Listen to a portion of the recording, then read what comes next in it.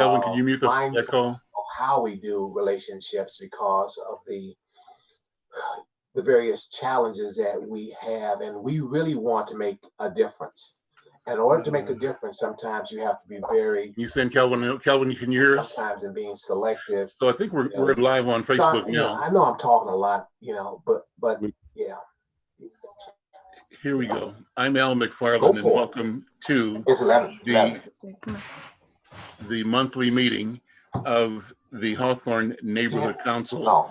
And in this configuration, we're sitting as the Northside Urban Coalition. Our agenda today is around a theme. The theme is we are done talking, now let's do the walking. Subtitle is Only a Team Can Make a Difference.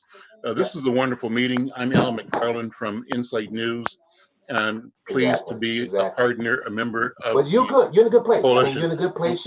You're with some major players, and I say go Kelvin, ahead how do we and fix totally that enjoy issue? yourself in this whole thing. Really enjoy yourself. How do we do this? Let's stay. Let's stay. Somehow I've got another person that's on our line here. That, we're doing what.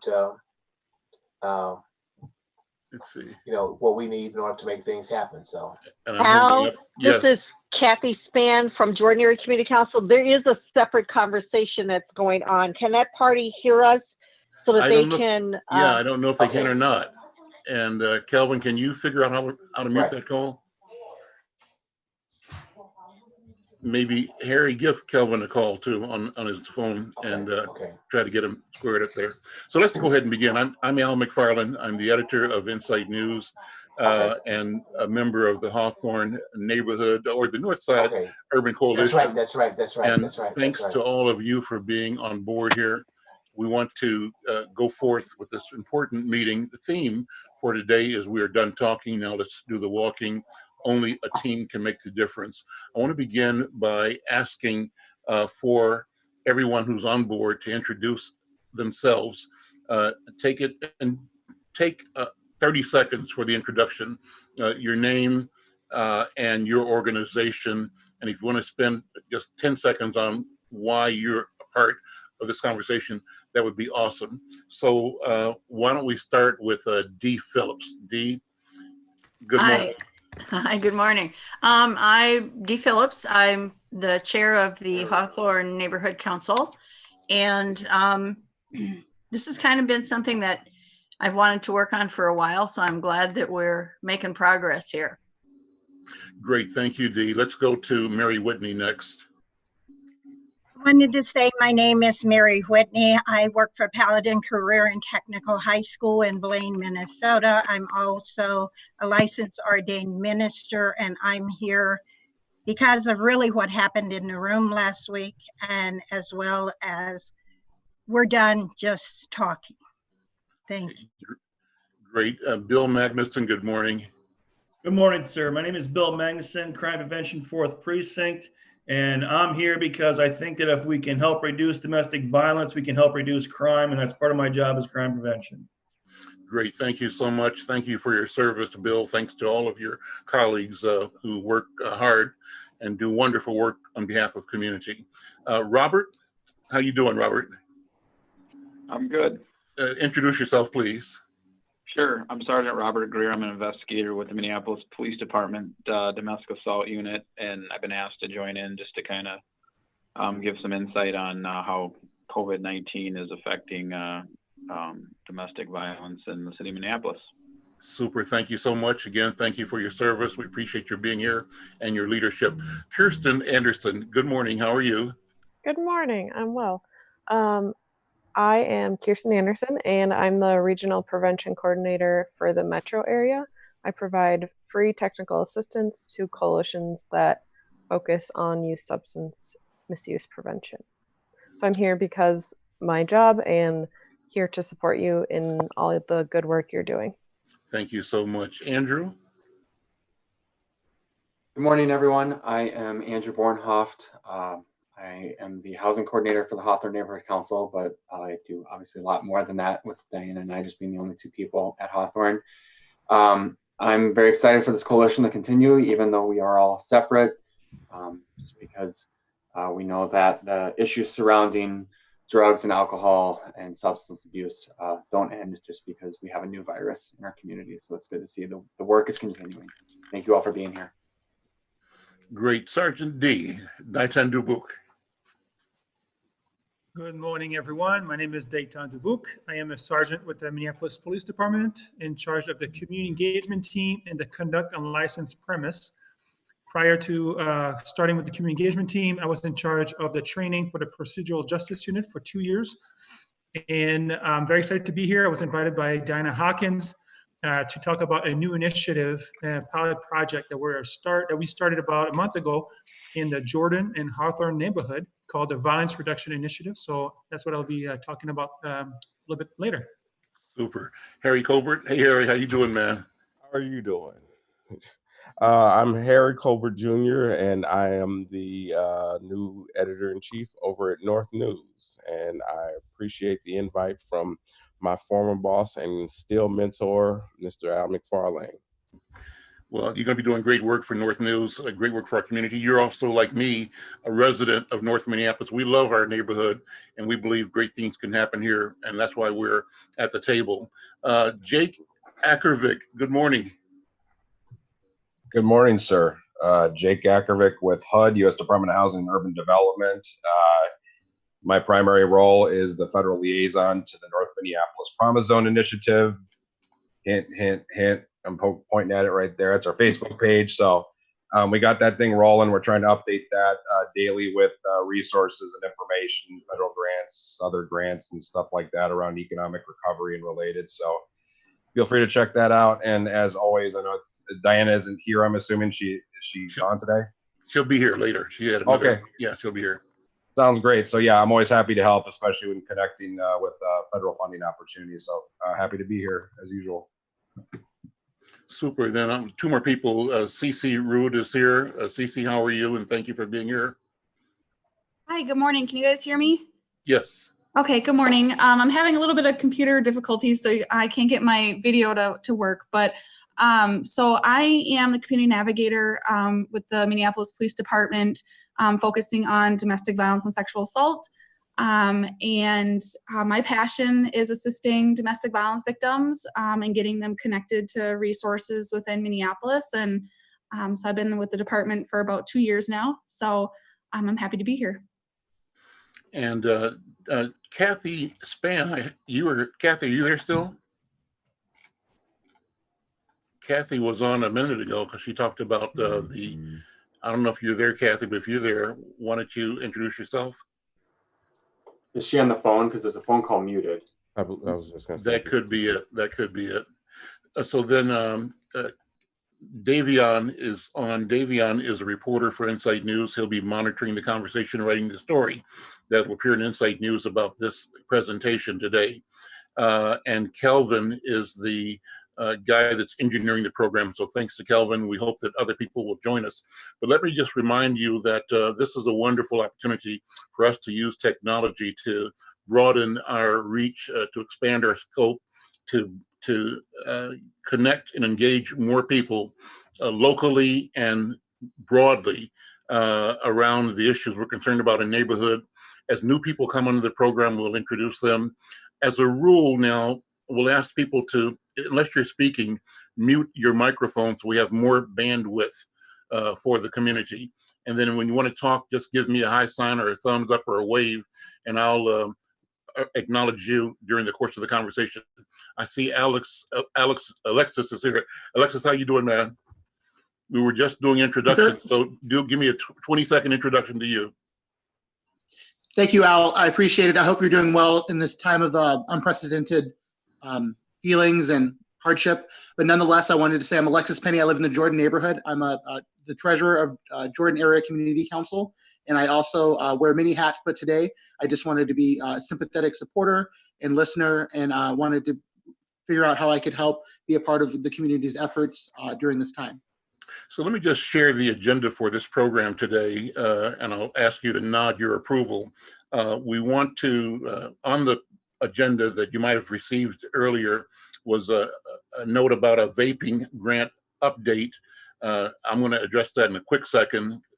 Then there's information about a grant that Andrew will talk about. It's a mini grant from RPC. Then the main attraction for this meeting today is to hear from Sergeant D and his team. And I'm expecting a wonderful and powerful, informative presentation about COVID-19, about domestic violence, about things that are related, all having to do with how do we make our families, our communities safe, and how do we connect and support each other in the process. And as they present, please just take notes. And when the presentations are over, we'll all have a chance to ask questions and interact with each other. Diane's going to be joining us closer to maybe half an hour to 45 minutes from now. And we'll talk about the next steps and then the adjournment. So it should be a great meeting. The main thing is that this is going live to Facebook. It's going live to YouTube. So again, if you've got friends and networks, send them a notice or a link and ask them to share this conversation. This is what community is all about. This is how we do it in the age of COVID-19. So with that, I'm going to ask you to nod your approval for the agenda that I just outlined. Looks like everybody's on board, so we're going to go.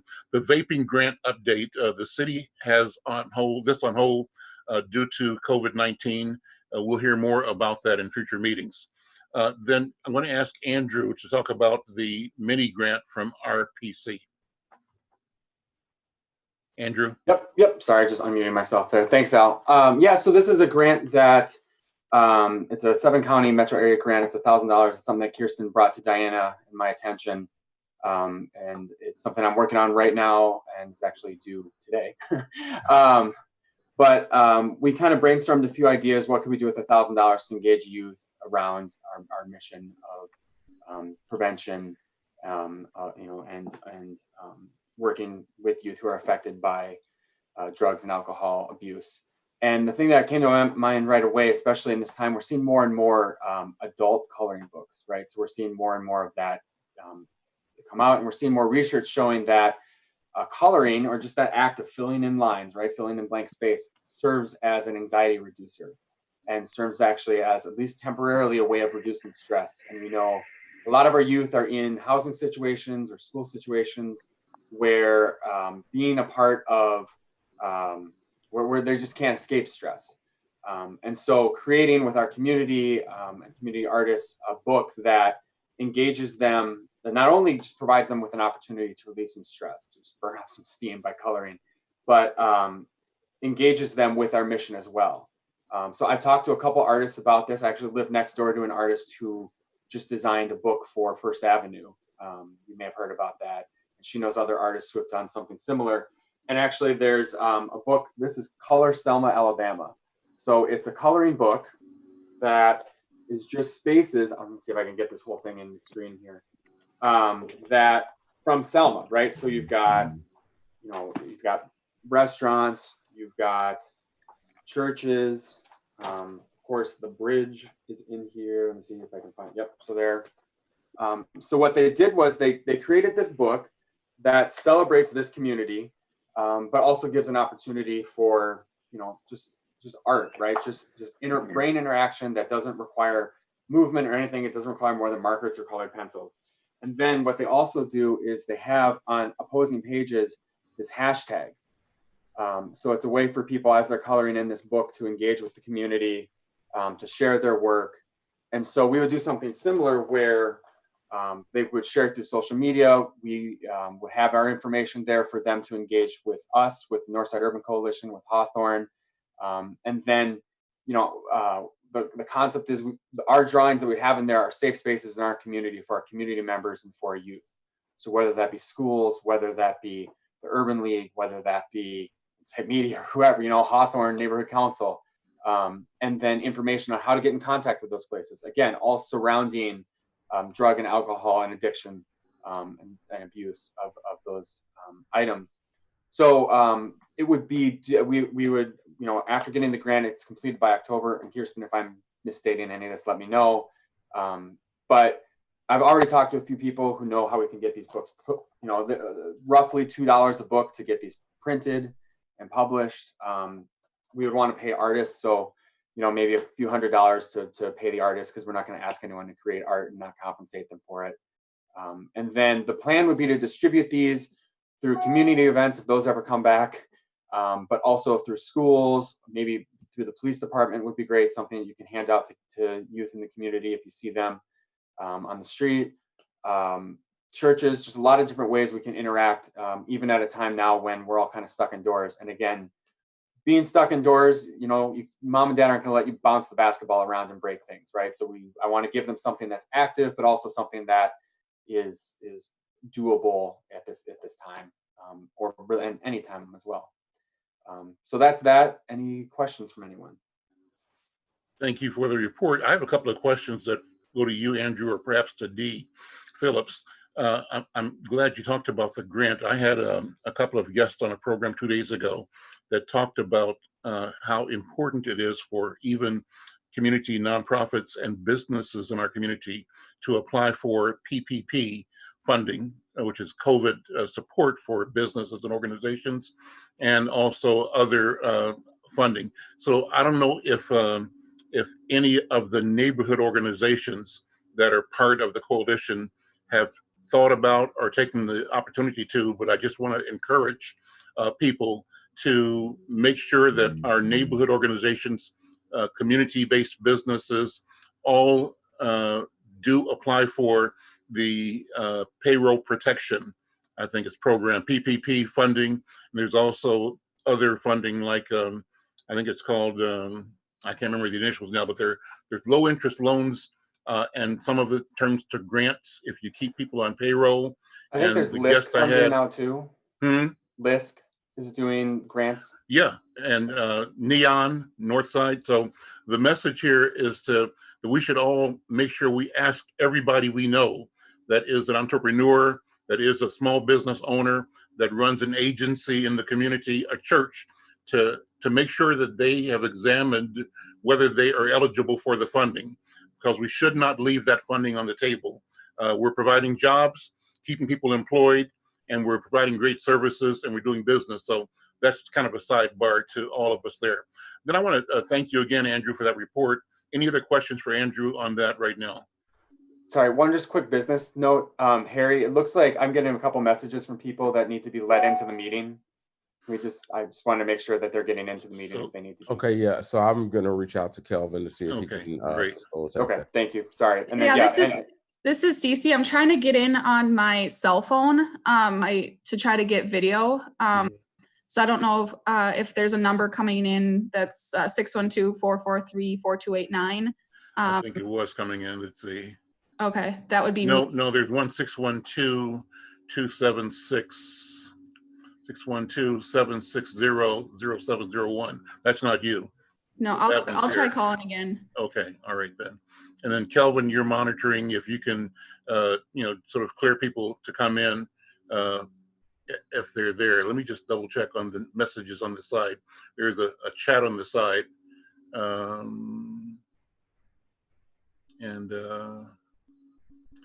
so we'll see what happens there. Okay, Cece, we hope that works out for you in a couple of seconds, but we're glad you're there for audio at minimum. So let me move the program then to the highlight of the program, and that's the presentation by Sergeant D's team, Sergeant Ditan Dubuc. Before we're done, I'm going to say that name perfectly. I'll make it sound French as well. But Sergeant D, thank you so much for being here. And I'll have you introduce your team too, and sort of take the meeting, and let's explore the work that you're doing and the issues and what you want that we all do to support this work. Well, first of all, I'd like to thank everyone for allowing me to speak in front of you and to respect everybody's time. How much time do I have with my team so I don't? You have what you need. Take your time. Okay, perfect. Like I said, yeah, my name is French. I was born and raised in Montreal, Canada. I immigrated to the US when I was 21. When I went to college, that's when I learned English. So that's why my name is weird. So Ditan Dubuc, Sergeant D, Sergeant Dubuc, Ditan, whatever works best for people. So like I mentioned earlier, first of all, Sergeant Greer, are you in a hurry? Would you like to go first? Or are you okay to wait after I'm done? I'm fine with waiting. Whatever makes the meeting the smoothest. Okay. All right, so I'll just start then. Last fall, When I was still in the procedural justice unit, my deputy chief, Chief Knight, we were talking about the IACP, which is the International Association of Chief of Police, and CBCR, which is the Community-Based Crime Reduction. They had several cities working with the IACP that were involved with CBCR grants. And I was flown to St. Louis last fall to go and listen to their final report, which was a 2-year grant, and the effort that they did during that 2 years with the funds given by the International Association of Chief of Police. And one of the common theme issue that they had with their project was sustainability. When the funds ran out after 2 years, a lot of their project just died because there was no more money coming in. So immediately when I came back, I voiced my concern to the chief and told them that it was very important that whatever initiative that we would be starting, that it has to be community-based and community-led. That the police department would be a partner, obviously, at the table because of the safety aspect that has to take part in the community, but it has to remain and stay community-based. Therefore, when I get promoted or I move on or I get transferred somewhere else, it wouldn't matter who was in my position, that initiative could keep going. So that's kind of the background, the way it got started. When I moved from the procedural justice unit to the community engagement team in March is when this program, so we called it the Violence Reduction Initiative, VRI. And the goal was to empower neighborhood association. How can we engage them to communicate with each other? Because there's some neighborhood associations that are doing really well and others that might be struggling a little bit more. And how can we breach that gap with the police department to make sure we have the same message in each of the neighborhoods? To start this project, it was only me, 2 of my officers. One just got promoted, so now I only have 1 officer. So he's the African-American liaison for the community engagement team, Officer Dillard. Some of you might know him. And also we have 2 community navigators that will be working on this project, along with a lot of different partners that we'll mention a little bit later. So the 2 community navigators that will be working directly in this project is the African-American community navigator, Bo Powell. Some of you might know him also. And also the East African, Mohammed, that also would be involved. We decided, because there's only right now 4 of us, that we will start this pilot project in the Jordan and Hawthorne neighborhood. And immediately the first 2 calls that I made was to Kathy Spann and Diana Hawkins, 2 very strong Black women that have been in the neighborhood, that live in the neighborhood, that know what's been going on. And the reason why we picked the Jordan and Hawthorne neighborhood is through her data and analyst. Those are 2 of the most hit neighborhood in North Minneapolis. Our goal eventually is to take this everywhere in North Minneapolis and all of the neighborhoods, and then also to the south side. Before we open up to the rest of North Minneapolis, we might do Jordan and Hawthorne, do Phillips neighborhood in South Minneapolis, and then try to move it to all of the neighborhoods. So when I got together, I put a little document together, which I can send to you, Mr. McFarlane. Is that how you say it? You muted. How do I say your last name? He's still muted, but it's McFarlane. It's McFarlane, but the way you say my name is Al, A-L. Okay, McFarlane. Okay, all right, got it. So I put a little document together and sent it to a lot of the community partners that I had when I started this project to make sure I got the feedbacks, because it was important to get it right. And then also on this document that was sent to you later that you can distribute, we talked about how do we measure and define success. Mm-hmm. Measure of success is very different from different people. That's why it was important for me that we have to define that. I've been part of some initiative that right now I'm in charge of the conduct on licensed premise. And a lot of times when you don't define success, it's hard to see where we're making strides and how we can move forward with what we have. We also defined what community violence was, what it looks like for certain people. We talk about resources, sustainability, which I mentioned is one of probably the most important thing. We put so much effort in some of those initiatives, and it's just sad when they just go to the wayside when the money run out. The current partners right now that I have, like I mentioned, was Hawthorne Neighborhood Association, Diana Hawkins, Jordan with Kathy Spen, My Mother's Love with Lisa Clemens and KG Wilson, the NAACP with the president, Leslie Redmond, and Dr. Raj. We reached out to all of the faith community in those 2 neighborhoods.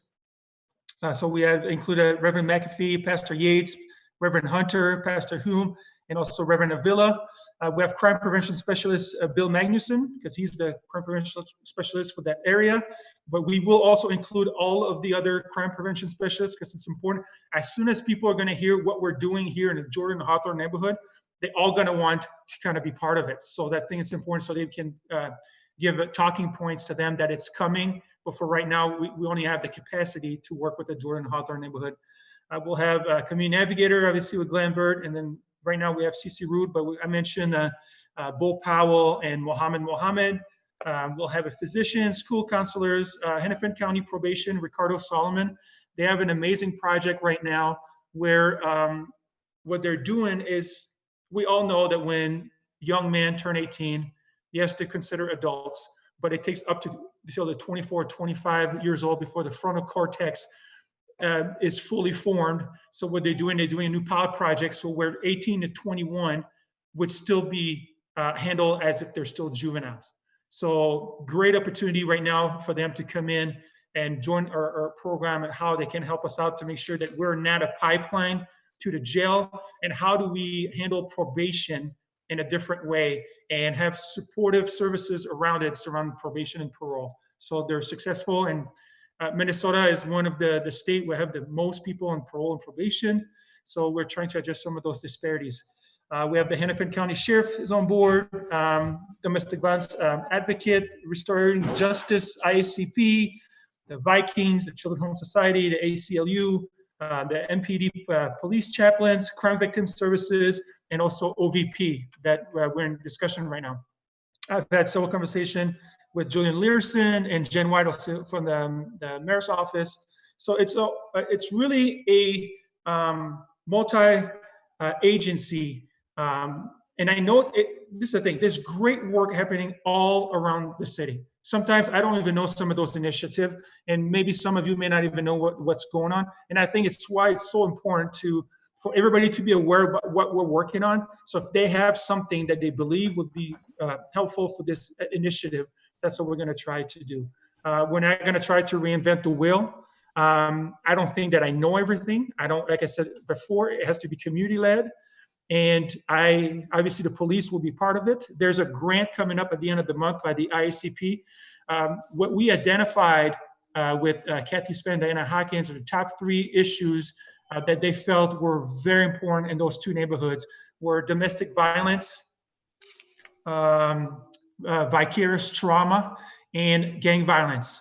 The grant that I was talking about with the IACP coming out at the end of the month is a $50,000 grant, a 2-year grant about vicarious trauma. As we all know, a lot of people don't know the impact that trauma has in their life, on children's life, growing up, seeing things, experiencing things. Obviously, when you throw domestic violence in this, there's a lot of things that happen as you grow up in those kind of environment, and the trauma, the effect that it has for the future. So being able to work with an organization like the IACP, we have so many other police departments that also are doing initiative in their own city that have the same mindset that we have of how we continue to build legitimacy and trust within those neighborhoods that more than often are disenfranchised and may not have the same opportunities in other neighborhoods. I'm truly, truly dedicated to this. This is why I became a police officer. Growing up in Canada and playing football, I played football all the way to professionally. So half of my friends are of minority descent, and I was raised very differently. So I know how it feels, and I know how it can work. So I have a vision in my head, and obviously I cannot accomplish this alone. Partners like you guys on this call is what's going to make this initiative work or fail. I'm only part of it. There's so much I can do. I had a great conversation with Kathy Spen this morning, and I explained to her how right now are tough times. Budget cuts are coming up with the police department for 2020. We have no idea how many millions we're going to be losing, but for every $1 million, we're going to lose 8 bodies. Again, I don't even know if we're going to have a community engagement team. But my mentality is always look forward, keep working on it until I'm told otherwise. So I'm looking forward and with this project. If you guys have any questions after I send this document to you, Mr. McFarlane, I'd love to have feedbacks. Lay it thick. I'm pretty thick-skinned. I can handle any feedback and concern. Again, yeah, I'm just excited to be here to be able to pitch these things. Because of COVID-19, most of the things that I've been doing is building, see what capacity is going to look like. Still selecting who will be part of this initiative. There's a lot of people that want to be involved. People are excited about it. We haven't built the MOU yet because I truly believe it's very important that everybody understand what each of their roles are. And that so there's nobody, one entity that can hijack or make it their own thing. It has to be a collaborative effort, and we each play a role, and then we can hold each other accountable. Specifically, also the police department, what we can do and what people want to see out of this initiative. So, with that said, I know I took almost 10 minutes just to discuss this. If anybody any question, that'd be great to do that. Or if you guys want to go through into domestic violence piece and then ask question, it's up to you, sir. Let's proceed. That was a great presentation. First of all, thank you so very, very much for the presentation, the clarity and the passion that you bring to the work. Great background information. I look forward to getting that report from you. But why don't we proceed and you introduce the other members of your team, and after that we can open up for discussion. Sounds great. I would like to introduce Sergeant Greer, works for the Domestic Assault Unit in Minneapolis. Him and I worked together for several years in several cases, and he's going to be able to update us about what's been going on in the Domestic Assault Unit, changes, and how they adapted what's been going on with COVID-19. Good morning, everyone. Thanks for having me. Just a little quick background on what I do. Again, I'm a sergeant or investigator in our with the Minneapolis Police Department Domestic Assault Unit. I work specifically in Hennepin County Government Center. My office is actually located in the Domestic Abuse Service Center, which is on the lower level of the Government Center. So I tried to put some information together to present to everyone today. Regarding what we do know, but I do want to disclaim that, because this pandemic is such uncharted waters, we're just still kind of learning as we go along about the effects of COVID on domestic violence. I do know that our reports that come in daily or weekly have not risen that much. Are significantly. I think it was like the average, my lieutenant was telling me was, approximately 10 a day. And it, obviously it fluctuates per day. We have days that are, higher and lower. But some of the reasons why I do believe, I'll get into in a few minutes, but there's no way we can track unreported incidents. And I think because, in fact, some of the stay at home or the shelter in place laws or rules that we've all had to abide by for the last several weeks has played into the reasons why there might be a lot of unreported incidents. I made myself a few notes here. Give me 1 second. I apologize.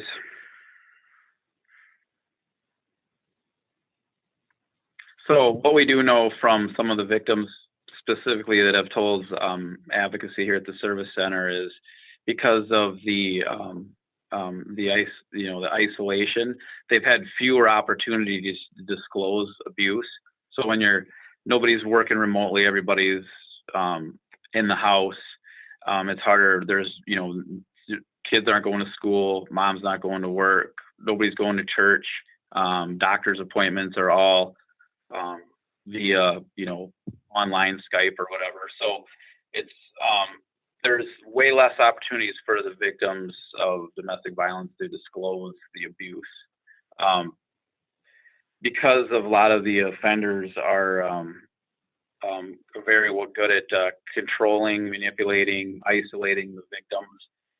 We've learned that a lot of abusers are using COVID to further those behaviors, because now they're at home. They may use threatening to, some of the examples that have been made to us are threatening to withhold medical care, demeaning social distancing efforts, disabling internet and phone connections to prevent contact with family and friends, refusing to allow a victim to work outside the home, or on the flip side, the abusers refusing to work remotely themselves, denying financial support to victims because they say they're laid off. And also, we've seen some or heard of some instances where the abusers are using COVID as a tool in family court. One example would be, I think, one of our victims worked in the hospital, I think as a nurse, and in family court that was attempted to be used against her because of her, being on the front lines of fighting COVID is why the kids shouldn't be with her. It's been used in custody cases. So there's just so many dynamics that come into play. It's just hard to cover everything, but that's some of the things that I've learned and have heard myself of kind of what's going on. Here at the Domestic Abuse Service Center, I think we've seen right around a 33% uptick on calls. And because of COVID, we're not actually open, but we've set up a phone tree. So a lot of our staff here are working remotely, but there's a phone tree that they're working from home, receiving these calls. And then in cases where the actual victims want to come in, there's a conference room. It's on the lower level next to the service center, not in the service center, where they can come and make phone calls and contact people. We have like a skeleton crew that works in the office, and everybody else works remotely. So in some way, they have the ability to receive services. So again, we've got about or have about 33% uptick on victims calling in for needs. Specifically, I think some of the uptick has been just for financial support and housing. Some of the other things that our victims of domestic violence are facing is the thought of whether to remain in the house in that abusive relationship or go find a shelter and feel like they're putting themselves and their children at risk of getting COVID because they're in a shelter. Mm. So that's kind of just kind of a recap. We've not seen a huge uptick in reports, but we know there's probably a lot of stuff that's going unreported due to the inability or not as many opportunities to disclose or report. And then some of the effects that are happening in home. What are some of our victims that are, from what they've told us, that are experiencing at home because of COVID?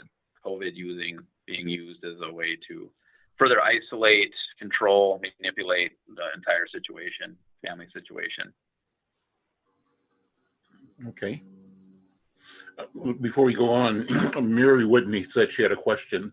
I'm not sure if it's for Robert or for Sergeant D, but Mary, why don't you unmute your mic and raise your question? And I saw a note. There's CC. Hey, CC, how are you? So we finally got you in here. Alex raised a question that he shared with all of us on Alexis, I'm sorry, about data, and I'll ask you to state that question, Alexis, in a minute. Mary Whitney first. I just wanted to say that as I call it beyond survival mode, and as an advocate who know firsthand what it's like to be encaged with our perpetrator or the person who harms you, this is a time right now where a lot of our students and children are housed in with those who are harming them. And I, for one, my body does one thing and my mind says another. And I heard the fact that 18 to 21-year-olds are being treated differently. I believe I heard you say, I will say, Sergeant D, that sometimes up to 26-year-old, the frontal capacity isn't fully engaged yet. And how are we treating these individuals who have already been harmed without re-traumatizing them, just in the conversation? So there's a lot going on in my heart, a lot going on in my mind. And I don't know if many know, I've done Facebook Live ministry for 4 years. It's not about a grant either, but it's about taking care of those bodies and helping them through their traumas. And how do we truly engage as a community when we don't even know about all the different organizations and what they're doing in the silos? It's time to come out of the silos and we say this is real, so let's get real with it, because we have to do something differently so that we all engage at a higher capacity and do what needs to be done. Thank you for listening to me, and I hope you know what I'm asking as well. Sergeant D, you might want to respond to that. Yes, thank you very much for your comments. It's exactly in line for the reason why I believe this initiative is so important. The impact of the trauma, the vicarious trauma you're talking about, and how not to re-victimize victims is a delicate, and we want to make sure that we involve people with this initiative that are well-trained, well-versed, culturally competent to be working with us in those sensitive issues. What the Hennepin County Probation are doing is also a pilot project. And I believe because they only have a few people, they have to start with the group, and they decided to start with 18 to 21. But I have no doubt about it that after the success they're gonna have, I wouldn't be surprised if they expand it. The new person in charge of the probation and parole for all of Hennepin County is former Inspector Katherine Johnson from the Minneapolis Police Department, and one of my mentors for my whole career. I actually had a 1-hour conversation with her yesterday, and she's extremely excited about this new pilot project, and she exactly believed everything that you said. So we're all in line together. We all believe that we have to communicate better and work together better instead of working and doing great job in silos. I've just heard that so much in the past 3 months, and I see a lot of people being very protective about what they're working on and the success that they want to have. I am not interested in getting accolades. All I'm interested in is having a positive impact and moving the dial forward with the police department, in the community, the neighborhood association, the block club leaders, and all those people that know way better than we do in the police department. So yes, basically my answer is like, yes, we understand each other. We're on the same wavelength, and I'm just looking forward to get this started. Hopefully in June is when we can have that all hands on deck meeting, when we can talk about the MOU, what each person is doing and what other project we may not know that is happening right now, so we don't reinvent the wheel and start from zero. Thank you very much. Great, thank you, Sergeant D. Alexis, you put a question out there about data. Why don't you frame or state that question for Sergeant D and his team? Yes, again, good morning. Thank you again, Al. Sergeant D, thank you again for your comments. And Mary, I wanted to say thank you so much for your question and your comments about being very holistic about how we approach this topic and subject matter. Specifically, my question was about data showing the need for this initiative. I don't doubt that there is a need for this initiative. I want to make that very clear. I just specifically wanted to know what information was out there to lead us to think that this was the right area to start in. For example, Sergeant D, you had suggested that maybe the Phillips community would be another place that we would reach out to. I've worked in the Phillips community. I understand that they have great needs. For example, there's a lot of encampments that are taking place there, and I assume that the needs are not necessarily dissimilar, but maybe very targeted and specific. And so I just wanted to know more about how we're approaching these community needs that are depending on its Asian community. You mentioned, for example, there's East African and African American officers that are going to be working on this initiative, but I want to know, like, how are we targeting other community needs that are maybe out there that we're not addressing? Yes, great questions, and thank you for those questions. A lot of the neighborhoods, so I want to be clear on something. I don't think this initiative is going to be data driven, but it's going to be data informed. I think sometimes when it's data driven, you don't see the whole picture, and you're focusing too much on one or two things. When we're data informed, it's just to bring more information. So when we bring it up to our panel, we can discuss, okay, what are our priorities, right? What are we trying? Because we cannot address all of the issues going on in those two neighborhoods, for example. There's only 4 of us. There's so much that we can do. And until we know and we sit down and decide, like, what is the capacity of all of our community partners and what input can they bring in so we can multiply, be a force multiplier about what we can do. So right now, when we identify those 3 issues in those 2 neighborhoods of domestic violence, vicarious trauma, and gang violence, well, right now that's kind of the idea that we have right now, which can change.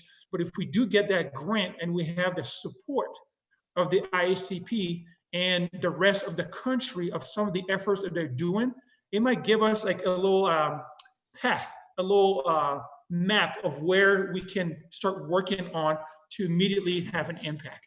I don't want this initiative to be talking, and nothing's happening. I think it's important that we move quickly, but cautiously with cultural competency to know, like, all right, we know we can do this right now. We know we can work on this. And then when we have a pretty good understanding of how it works and we work our little issues and problems with those 2 neighborhoods, is when we'll be able to try to implement in different area of the city. Why Phillips neighborhood is because that's what I was told, that's what I'm going to do. The data that was given, I guess, to the deputy chief, I didn't go dive into it too much as of yet. That's for sure going to be coming. And if people want more information and more data, that's something I can provide. I think it's important as a police department that we're very transparent about what's going on and how do we interpret those data, because there's so many different ways to interpret data. We all know that. Sometimes there's agendas and you can use a set of data to go a certain way. And I want to make sure that we're not doing this in this initiative. And it's important to listen to what people are seeing on the ground, boots on the ground, people that are seeing it, living it, that have a voice in this process. Where it's like, hey, you know what, maybe your data is showing this, but I think this is more important. This is what people want us to work on. So I think that's how we can, there's nothing strict and there's no boundaries. And I think I want to be flexible so we can decide as a group when we're going to go to the Phillips neighborhood. It might be something completely different than what we've done in the Jordan and the Hawthorne neighborhood. And then we're okay with that. And we're going to bring a different community navigator, a different community engagement team member that have different connection to make sure we listen to those folks that are on the ground on a daily basis. So I hope that answered your question. It's not a perfect science. Obviously, when we're going to move to Phillips, we're going to start over with brand new community partners that work in those areas. Obviously, with the assistance that we have with those other 2 neighborhoods, we'll be able to learn and understand what to avoid, maybe know those little landmines not to step on. So that's all I'm hoping it's happening. And I hope eventually, as this is taken on, I've already talking to several different organizations that are just looking forward for us to start with our project to help us out with it. There's a Christian organization that a friend of mine is involved in. I just got her hooked up with the sex trafficking happening in Minneapolis and saw some of the effort that's happening with the Hennepin County and the MPD, and they're going to support their efforts. And they're looking, and when I pitched that idea of the Violence Reduction Initiative, she was extremely excited about, like, hey, when we get going, we get the MOU written, and we start with those projects. And that's why I think it's so important to start doing something. For example, elections are coming up soon, right? We have the census is going on. We have to get together, make sure people are voting, people are counted, so we get those dollars into those communities that truly need it, especially in communities that usually don't get counted, right? So that could be a project that immediately we can work on without too much work involved. So that's kind of how my brain is thinking about how we get going as soon as possible, having us together and start building that trust. because it's not because I'm coming in and I'm oh, this initiative is going to be great, that people are going to trust me as a person and my intentions, and all of us, right? And it's only by working together on a daily basis and seeing each other that, you know what, every week we're showing up, every month we're showing up, and we're together on the street doing the work, is when that trust and that legitimacy is going to come in. Let me say, this is really a fascinating program. Great question, Alexis. Great comments, Mary Whitney, and phenomenal responses, Sergeant D. I just want to commend you for speaking directly to concerns that are real and appropriate and present. I want to welcome Diana, the organizer, the originator, and the person that brings us all together to the program. And I want to remind people that we're broadcasting this live to Facebook. And if you're with us on Facebook, like it and share it. That's how we create community in the digital arena. You also are maybe able to monitor this live on YouTube. YouTube, it's the Al McFarlane channel. And if you're there, like it or subscribe and share this to your networks as well. We hope that we can continue this kind of engagement. That one of the challenges and the byproducts of the COVID-19 pandemic is that we're not in our offices and we're not in our businesses as we normally would be, but we have found ways to stay connected, and we are demonstrating the power of technology to keep us connected, to keep us informed. And I think that a byproduct of this entire process is that we're going to be better connected, better informed, better able to relate along cause lines, along issues lines, along neighborhood lines, along family lines, all of the above and more. So I want to take that minute to say how important it is that we're having this conversation right now. With that, Sergeant D, why don't you go ahead and bring the rest of your team forward, because this is a great meeting, a great presentation, and thank you so much. Thank you. Next person who's speaking is a community navigator for the Domestic Violence and Intimate Partnership, Cecilia Rude. Hi, everybody. Again, finally you guys can see me. Again, my name is Cecilia Rude, and I am the Domestic Violence and Sexual Assault Community Navigator with the Police Department. I've been with the department now for almost 2 years. Before that, just to kind of give a background of who I am and where I come from, I used to be a legal advocate, so I was in criminal court and any sort of courts advocating for domestic violence and sexual assault victims. Hey, Chelsea. So helping with... oh, no, I just sent it in an email. I was just wondering if I could take next week off. Someone's, I don't know if I was on. Okay. I was just checking. Yeah, okay. I don't know if anyone can. Yeah, I'll send it out ahead of time. Oh, I sent it to you in an email, so I'll send it. Yeah. Nope, but I will, you know. Carrie Jo, can you please mute I yourself? will figure it out. I always do. No, that was huge. That was huge. Does the admin have I have a the lot ability going to on with mute my her? house and Who's the admin of the meeting? So. There's even more. Yay, 47. That sucks. I can't wait till my birthday and just be 48. Al, this is Kathy. Can those conversations be muted? All right. I believe they're working. Can we mute? They are. All right, you too. Bye-bye. The administrator has to mute those people. Yep.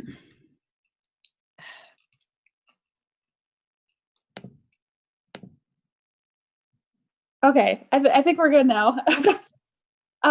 So again, so I was a legal advocate for about 9 years, advocating for victims in pretty much all courts associated with domestic violence. And so that is where I got my experience working with individuals that have experienced domestic violence. And since coming to the department, my focus has been resource referral and resource accessibility for all individuals that experience domestic violence or sexual assault. So coming to the department, my first goal and task was to do resource tracking and getting in contact with all of the domestic violence and sexual assault agencies within Minneapolis. and seeing the resources and services they provide to individuals in Minneapolis, and also getting, their direct contact information.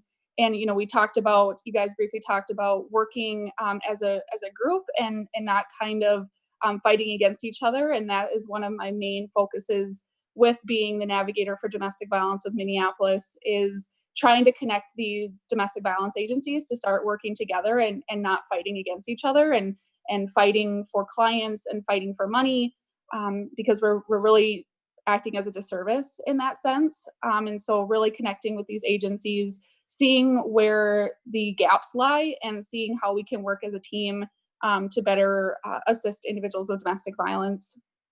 So I have, to this time, been to every domestic violence agency within in Minneapolis and all the sexual assault agencies, and really starting to collaborate with them in different committees, with family court, criminal court, and other advocacy committees to try to build up these relationships between these agencies. Another big aspect for me is with the department is sort of doing that boots on the ground assistance to individuals that experience domestic violence. So I would say majority, I am citywide, my services are, but I would say majority of my resources are utilized over North Minneapolis, assisting individuals on the street who have experienced domestic violence, getting protection orders, going to court with them, getting them connected to other agencies within Minneapolis, and kind of, that's been sort of switched around a little bit more, or changed a little bit now that I am working from home. But I'm still doing those connections and meeting with victims and getting them connected to resources daily. Right now, I'm actually kind of focusing on those situations where the police are called, but there's not always a report made. And so in Minneapolis, there's a little bit of a gap there where individuals call the police, but a report doesn't always necessarily have to happen, or there's not necessarily a crime that's occurred, but there's still issues within the home, and trying to prevent future incidences from happening. And so really connecting with those families to make sure they get connected to the appropriate resources so officers don't have to continue or ever have to go back to that address, is sort of my own passion at this point. So I would say right now, my resources and numbers have been relatively high with COVID and getting individuals connected to resources. So I do say that there has been a little bit of, either a lull or a little bit of a decrease in calls, at least for me, specifically to law enforcement. I have seen an increase in individuals calling me directly because I am not associated with the police, or asking assistance in getting resources. We have seen, myself and other domestic violence agencies, kind of going back off to Sergeant Greer, we have seen a little bit of decrease in individuals feeling safe and secure to call the police. That is something that is a major issue right now because of COVID and the stay-at-home order. Sort of reiterating is they don't feel safe at home. They don't have the space or the ability to call. We also have seen that individuals that experience domestic violence, because of the stay-at-home order and misunderstandings as to what is considered a crime or when is it appropriate to call the police, we've seen a decrease because individuals don't feel like they are able to call police because of the stay-at-home order. They don't want to put themselves or the police at unnecessary risk or exposure. And so we as advocates and with the Office of Violence Prevention and some of the other agencies within Minneapolis, we're really pushing right now to do some outreach. We are doing it right now currently to individuals, specifically on the Northside, to explain the importance of calling 911 and to explain that just because of COVID and the stay-at-home order doesn't mean that you need to live in a home where you're not safe and you do not, you don't have to stay in that environment, and that officers are still out on the street, going to calls, providing assistance, and then also educating individuals on the healthcare system. So that's another trend that I've seen is that, individuals aren't calling the police and then are also not going to the hospital because they're afraid of contracting COVID or, putting individuals at risk of that. And so I've had a lot of clients that have been very brutally attacked and could very easily be going to the hospital and are not doing so because of fear of COVID. And so really educating these individuals that there are resources out there. There is, these hospitals are still safe to go to. And, just making sure that these individuals are not living in a home that they don't feel safe in. And so, yeah, I mean, it's been difficult for me, I would say, and I know it's been difficult for a lot of other domestic violence agencies and advocates, where we are so used to that direct contact with the community and really building those strong connections and respect and trust with these individuals, and us not being able to do that. It's been difficult to provide appropriate support. But we're trying. I do want to reiterate that every domestic violence agency in Minneapolis is still up and running. All of the shelters are still running as well, are up and being used. I would say that every domestic violence agency and shelter is at full capacity right now. That has been a huge barrier as well, as they just don't have any beds available and they're not sort of letting people in and out as much as they typically would. And so we're actually moving towards getting funding for, hotels, motels, Airbnbs, doing those relationships to at least have some temporary safe space for victims to be in. And so, but that is just for you guys all to know that all the agencies are still up and running. They're still providing every resource that they were before. Just majority of them are virtual. So, and again, my main aspect of my position is resource referral. I'm not an advocate. That's like one thing I reiterate, is that I'm not an advocate. So I don't provide as much of that direct advocacy anymore. But I'm, again, sort of that gateway between those domestic violence agencies and the police department and also victims. And so I'm a great avenue for individuals to get connected to all the agencies within Minneapolis. Great question I have, CC. What's happening with the homeless population? How does domestic violence show up in the homeless population, especially now during the COVID-19 experience?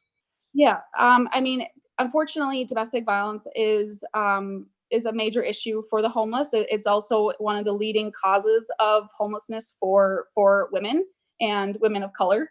It is one of the main causes, like I said, of homelessness and like housing loss and everything like that. And so we have seen a little bit of an increase in that.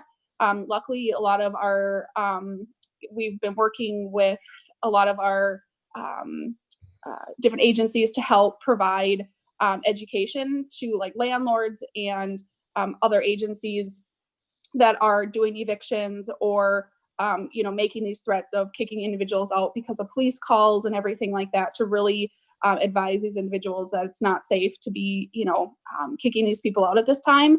I have unfortunately had a few clients being kicked out and because of domestic violence, and so those are where the individuals are being put up in those temporary Airbnbs or hotels or motels, at least until we can find a safer place for them to be.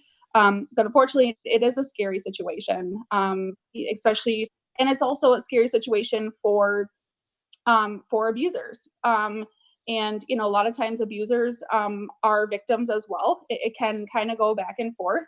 And so for example, for order for protections, you can have an individual excluded from their home up to 2 years. And so all of a sudden, a partner might be, the actual abuser gets order for protection against their victim.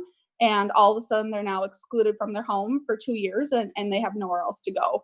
And that makes it even more difficult now that all of the shelters are at capacity. And so it is a very hard situation because there's just no place for us to put these people right now. And that just, it comes down to funding, it comes down to access to resources, and, just there's never enough shelter beds in for these people. Yeah. Diana first, and then Kathy Span has a comment she wants to share. So Diana first. Take your mute off your mic, Diana. Can't. Yeah, there we go. No, that's what I was going to tell you, that Kathy had a comment. So Okay. Kathy, you there? Yes. Can you guys hear me? Yes. Okay, excellent. I just want to take a moment and go back to what Alexis was talking about, like what is the need for the violence reduction initiative? And what I want to share, and everybody I know is aware of this, but North Minneapolis, in particular neighborhoods like Jordan and Hawthorne, we face the greatest disparities when it comes to education, employment, housing, and health than greater Minneapolis. We face the greatest disparities. And in 2016, Jordan had the highest incidence of crime among all the Northside neighborhoods. It goes from Jordan to Hawthorne. And Diana started this Northside Urban Coalition to address many issues that we are facing. At Jack, we started, the Truth About Drugs and the Take a Stand Cease Fire. By 2018, Jack started working, it took us 2 years to do this. We started working with Bill Magnuson, Lieutenant Derek Barnes, and both Inspector Frieslavin and Inspector Aaron.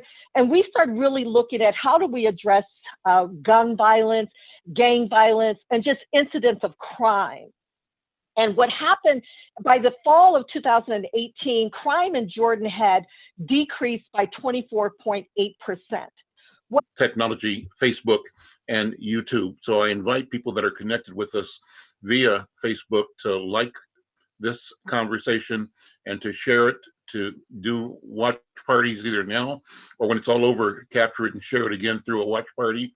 And we invite you to like and subscribe on YouTube if you're with us through YouTube. Sergeant D, go ahead. More of your team. Great conversation. I had a question for Cece. Can you talk about the OFP and what has changed since COVID happened, and how can we either facilitate or help out, or how do we go about it with the new way of doing it? And I know you have shared with me that there was an uptake and how many you were doing, and what can we do? And then with this initiative that we're doing, that's one of our top 3 things is domestic violence. So. Sure. So yeah, I myself have seen an increase in individuals' access to resources, and one being access to order for protections. I think with this COVID crisis and individuals being stuck in the home, I think they truly realize that they need to get out of this environment and they need to get out of this relationship. And they realize how volatile their abuser is. And so again, myself and a few other agencies have seen an increase in access or requests for order for protections.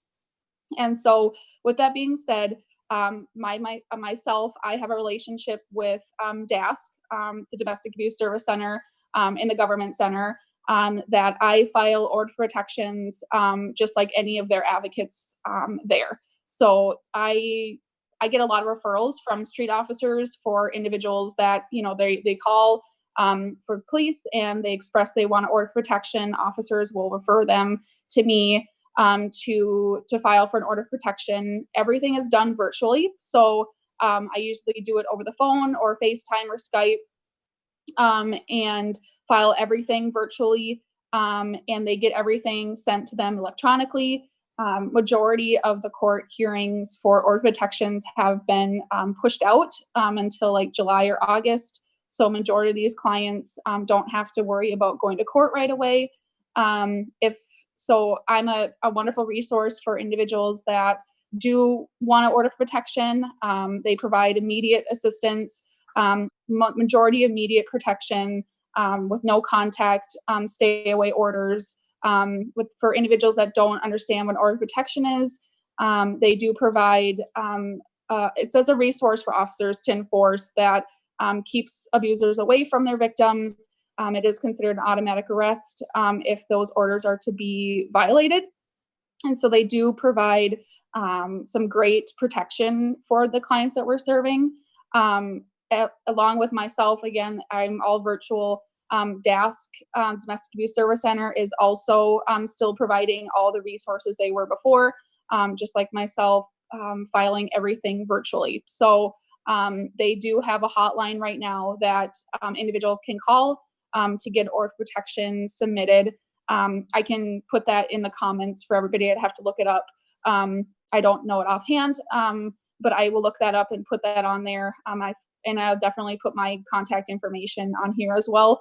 But we're still really encouraging people to call to get those protection orders, or, you know, if that's not something that they want, at least talking to an advocate and getting that safety planning and seeing what some of their other options are.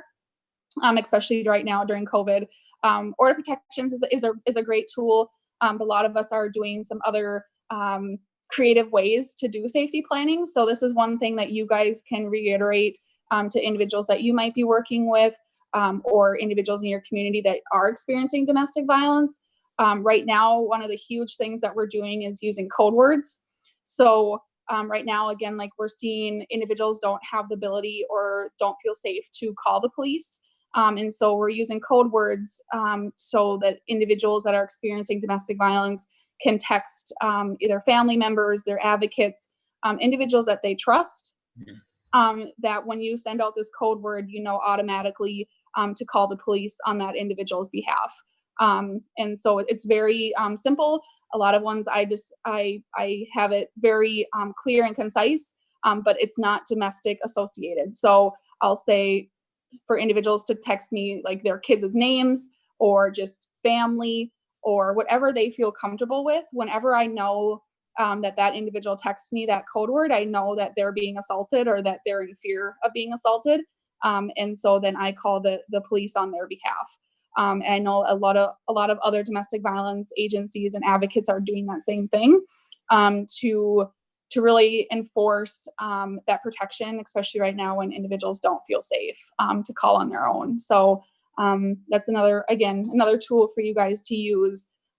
It's just a really good tool anyways, but right now, especially when individuals are stuck in home with their abuser and don't feel safe calling, those code words have been really effective. But yeah, like I said, and you know, all the other domestic violence agencies within Minneapolis are also providing services like getting protection orders, going to court, making sure that things are still happening. So again, I'll put my phone number and my email below.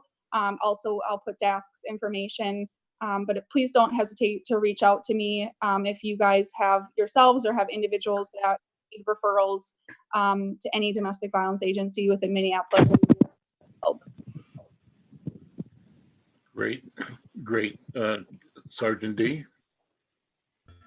I think that's pretty much what we had for today. At this point, I would love if anybody had questions or feedback.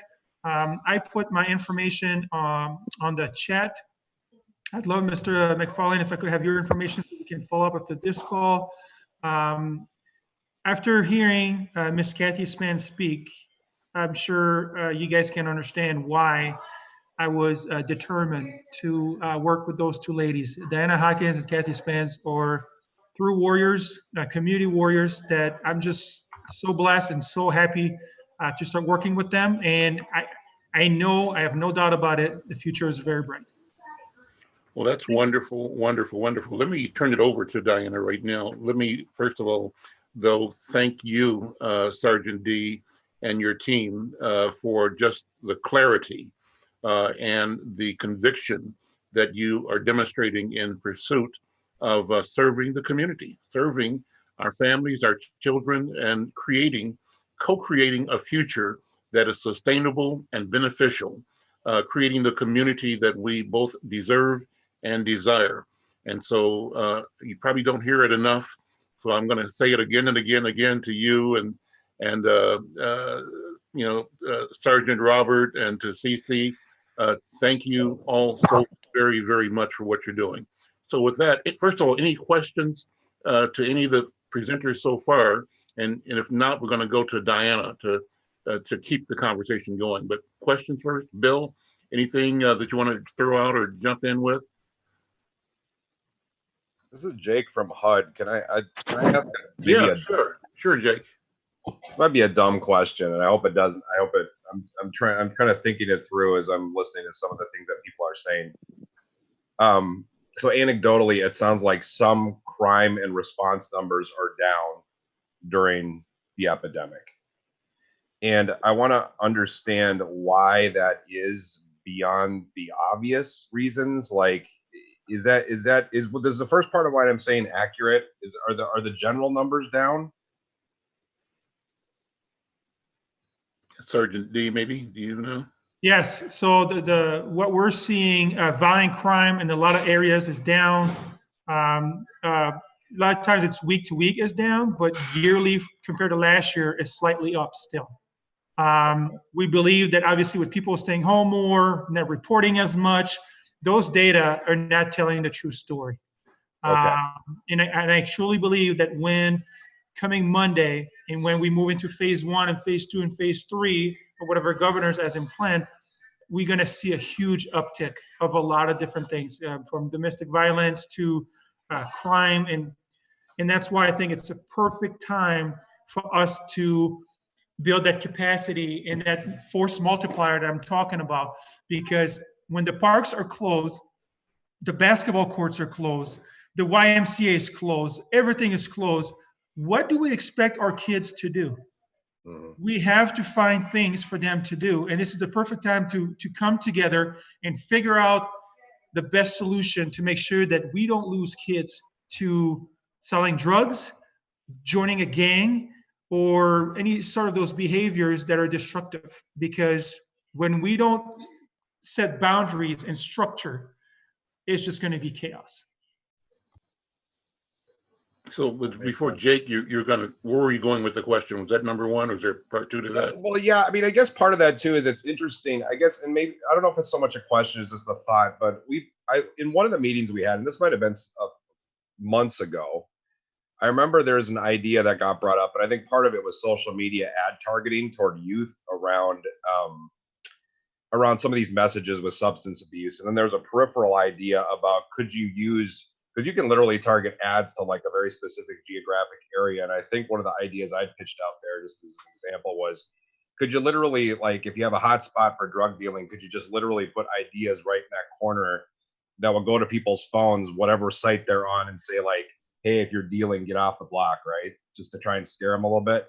But I guess the point I'm trying to think more broadly is, if you remove the average person because they're literally physically not out on the street, and then you have other folks who are out in the street, some for legitimate reasons, and some who are out there, you know, doing illegal activity. I'm just trying to think of what lessons might be learned as we enter the new normal, because it seems like for quite a while now, over the next, you know, number of months, maybe the next year, there's just not going to be that much activity outside of the house, right? So I wonder, how does that impact community policing? I mean, does it just mean that you have to do more with going to people's homes and, like I said, encouraging people to reach out and not be afraid to call 911?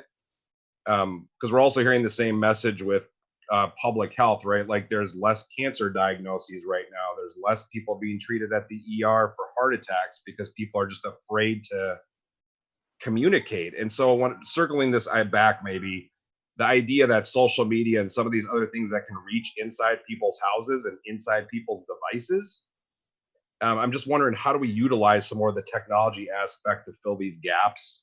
And it's a broader conversation, but I'm just curious about people's thought processes that when you can't get to people physically. We'll go to Bill. Bill's got a response. Bill Magnuson. Yeah, so every week I run numbers and I send crime apps out, and what I've been seeing is it varies from week to week, but sometimes crimes are down. But with those crimes that are being underreported and everything like that, what those are is part one crimes. And the other is crimes at any time there's a victim. So it's be more serious crimes where it comes to homicides, assaults, robberies, burglaries. And so sometimes those could vary from week to week. And yes, they're being down. There's a lot of varied reasons for that. I think one of them is because people aren't reporting some of those issues. But what has seen an uptick in is people complaining or reporting more livability issues that's affecting their neighborhoods, like social gatherings where there's been 50 to 75 people in vacant lots having a party. Sometimes there's been an uptick in social media having parties where there's been uptick in violence with resulting from those parties because alcohol and drugs are involved in those issues. Interesting. And so I think there's a varied reason for some of these issues that were coming about. But what we're seeing too is the reason I'm getting more complaints, I think, when it comes to livability issues is because more people are at home, working from home, and are noticing more and more irritations in their neighborhood. So I think that plays a part in this sometimes as well. So I don't know if that helps explain it, but sometimes the part one crimes aren't being reported because it's not because crimes aren't taking place, but it's because it's part one crimes, whereas there might be more narcotic activity taking place on a block or a certain area. Yeah, no, that makes sense. I appreciate it. And I guess there's ideas of contact tracing apps and all sorts of privacy concerns. And I think it's worth thinking about how those tools and social media and others might be applied equitably. So, so we can get positive outcomes and also address privacy concerns and community engagement and law enforcement. And I think these are all going to be more prevalent as we start to use more technology, just like we are here. So thanks for the feedback. I appreciate it. This has been a great conversation. It really has. I want to turn it over now to Diana. Diana, thank you for giving Insight and me the chance to co-host this event, to organize it. It's a wonderful content creation opportunity for me at Insight News and for Harry Colbert over at North News. And we just want to keep doing more of this, bringing networks and communities together around important topics, demonstrating the passion that we all bring to making our communities livable, and that not only are they livable, but they're sustainable and that they flourish. They're wonderful places for us, the residents of community. So with that, I want to thank everybody. Diane's going to talk about next steps, maybe review what we've done today, and when she's done, adjourn the meeting. Diana, thank you so much, and the floor is yours. Well, no, there we go. Undo your mic. yeah, here we go. Thank you guys for being here. I'm sorry I was late, but I'm juggling so many schedules. With regards to next step, though, I am going to ask Dee talk about a resource guide that she's been talking about that I think might be a good time for us to work on this resource guide. But before I do that, again, Sergeant Dee, I want to thank you. I'm looking forward to working with you and Kathy and everybody else. Thank you to all of those who spoke today. I missed some of it, but I'll listen to it. I'll make sure that I'll listen to this. And then Andrew, thank you for putting this all together while I was gone. But Dee, you want to talk a little bit about the resource guide, and then I'll jump back on? Can you hear me? Yeah. Okay. It was just something that I kind of thought about in passing. Would it not be a good idea to create a resource guide that we can produce for people, showing them like Cece's name and address and the different places where they can go to get help? Because I think there's a lot of people, perhaps even now, that are new to some of the issues that are facing them. They're newly abused because of everybody stuck at home and tempers flare. So I was just thinking, why don't we put together a resource guide as part of our initiative with the Northside Coalition so that we can provide everybody with the access to the help that they need? I mean, that was just an idea that kind of seemed like I can kind of jump in there.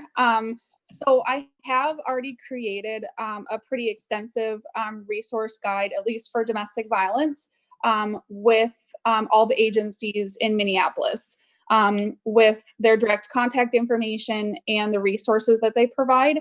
I'm definitely willing to share that with this group. It should, if not soon, be posted on the Minneapolis city webpage as well.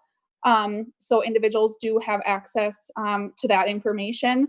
It's a pretty intensive guide, explaining in detail different categories of the resource that's needed and what agency provides it, if it's culturally specific, and where they're located and everything like that. So I'm definitely, again, willing to give you guys that, and we can definitely work on it as well. It's a kind of a revolving document. that we did put on the city webpage is a little bit harder to update just because it's a website. But for us to have resource and access to it, it's kind of a working document. So, and I don't hold ownership of that at all. That was my job, was to create this for the community. So I'm happy to share that with you guys. Oh, that would be great. I would like to see it, though, include maybe information about housing resources and other things that people just might not know where to go to find them in an emergency. But thank you. I appreciate the fact that you will share that with us. Hey, Diana and Dee, is it okay if I make a comment about resource guides? Go for it. This is just a trend I'm seeing because I'm kind of, halfway in, halfway out of the communication as part of my job duties at the federal side and with the Promise Zone. I feel like a lot of organizations' response, and it's not, I'm not saying this to be critical at all. I'm just trying to open it up for conversation, is that I feel like a lot of organizations' responses has been to create a resource guide. And that's not to say that they're not important, but what I'm hoping that people keep in mind is that I think I'm also hearing a lot of feedback that people are just overwhelmed with information. And so I think there might be a couple things to consider. One is, if you're going to put together a resource guide for a specific geographic area that might have more value for things in people's geographic area, or if you're talking about putting together a specific topical guide, around a specific subject where you're seeing a gap. If you're going to put together other resource guides, I would recommend taking a look at the other resource guides that have already been put together and reference those instead of recreating the wheel, because I feel like people are just being bombarded. And I would also recommend that, to the extent that you can, with your social media channels or email newsletters or whatever, is to rinse and repeat some of that information in limited doses every week or however often you publish. Because again, I've seen some newsletters that come out and they're really good, but they're like, and we're guilty of this sometimes in the Promise Zone too. I'll look at the newsletter, I'm like, that thing was like 5 pages long. And people are just really feeling overwhelmed. And on top of that, we're spending more time on our computers and on our phones since we're stuck at home. So I'm just trying to figure out if there's better ways that we can target information. I know it's not easy, but I just wanted to open up that discussion in context because we're all feeling it right now with the fire hose. No, I like that idea, Jake. And matter of fact, if that's something you think you might want to, with this group, take that on, we'd be more than willing to go for it. Because I really do like, because you're right. People are bombarded. I mean, so sick and tired of emails all day long. My phone just rang all day long. So yeah, anything that we could do. I mean, sometimes too much information is good, but sometimes it's bad. I'd rather have more than less, I guess. Diana, we help analyze or discuss or parse information, so yeah, feel free to reach out. I'm happy to have a separate conversation or whatever. Yep, Dee and I'll reach out to you, okay? All right. And Diana, we do have the McFarlane Media dashboard that you are a part of it at Hawthorne, and I think Jordan is as well. And it's a process where we aggregate the social media pages of a variety of organizations, and our focus is to get neighborhood NRP organizations, and the Northside Coalition was the first partner in creating this last year. So we want to extend to everybody on the call now and those who are listening on Facebook and on YouTube to be aware of the opportunity. The proposition of the McFarlane Media Dashboard is sharing content consistently, regularly across multiple pages, and aggregating a potential reach of a couple of million people over the course of a month, but with content that's clean, that's clear, and that brings the brands of each partner forward. Cece, it would be great to post your resource guide, and we could work with Jake and others to aggregate a process that brings other resources together in one place that fulfills that suggestion you're making, Jake, so that we don't duplicate, but we replicate as appropriate. So we'll be part of that discussion with you, Diana, and team. I appreciate it. I encourage everybody, go to our Facebook page. I am so surprised when I go out there and see some of the agencies that I didn't know existed and some of the things that they put out there. It's very interesting because it's like, wow, I didn't even know who you were, and here you are on our page. So, you know, I really appreciate that, Al. I really do. Okay. And so, you know, I'm very prompt on time, you guys. Is there any announcements that anybody need to make? Or is there anything that anybody wants to piggyback on, or any other questions for the sergeant or for Al? Because you know, it's Friday, we're working from home. It's nice. I don't want to take up any more of your time because I got one more Zoom call to go. Sergeant Gray, you still on the call? You had something to add about desk? Say it again, Sergeant. Yeah, I have just a couple of informational things that were discussed a few minutes ago by CC. Great. DASC is providing the same services that we always do. It's just from being done remotely for the most part. And the number that victims can contact is 612-348-5073 to access our services. And then if clients do not have access to a phone or a safe place to call from, they can utilize the conference room that we have set up down here in the lower level of the Government Center. It's actually next to DASC. The number is LL0720, LL being lower level. And it's a large conference room that can, you know, you can accomplish social distancing, has tables and a phone to contact an advocate. And some of the things you can do through the advocate is petition for an OFP safety plan, locate a shelter, and other referrals, and other just basic resources and financial supporters, things that they can help the victims obtain. And then there is a deputy there that sits in the conference room and is, you know, socially distancing, obviously, and then to protect the safety of the client. And that's all I wanted to add. Dinah, I think I have everybody's phone number and email, but just to make sure, could I ask each person on the call to go to the group chat and just send me a message with your phone number and your email address so that I can follow up with you as well. And particularly so that Davian, if he has questions as he writes the story, can call you to get clarification and accuracy for what we're going to write in Insight News. So and I'm just going to say one more thing before we go. If anybody in the group, well, should I say, everybody in the group is a coalition member, and Al is doing a weekly on Mondays. He's doing a segment, and he would love it if you could come on and talk about COVID and how it is affecting you, your organization, someone in your family. We've all gone through this now, so let's support Al and, you know, show him that the coalition care, and, you know, someone from Insight will be in touch with you. I believe it's Kevin. Mm-hmm. He can get in touch with you, and, you know, or get in touch with Andrew and just say, hey, we would like to go on Al's show. Okay.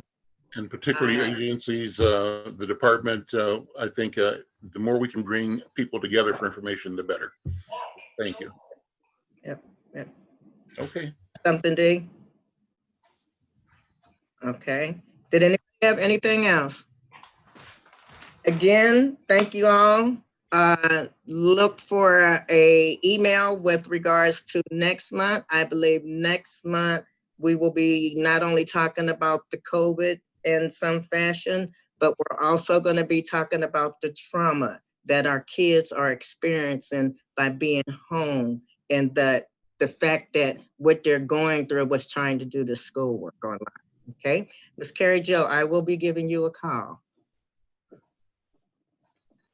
That is all I have, Al. Okay, with that, I want to thank everybody for being here. Great program. And if you tuned into this on Facebook, like it, share it, start a watch party. If you're watching on YouTube, subscribe to the channel, and we'll see you all next time. Great meeting, and goodbye, everybody. Bye-bye. Thank you. Thank you all.